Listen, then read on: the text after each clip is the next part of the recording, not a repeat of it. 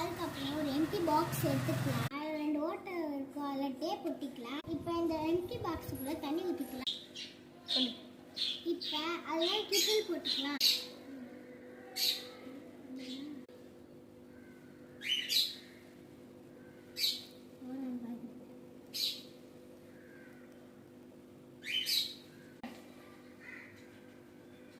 Okay friends, இப்போ இதில் தேவையான அளவு கிளிட்டர் போட்டதுக்கப்புறம் கம்மு கொஞ்சோன்னு ஊற்றிக்கலாம்.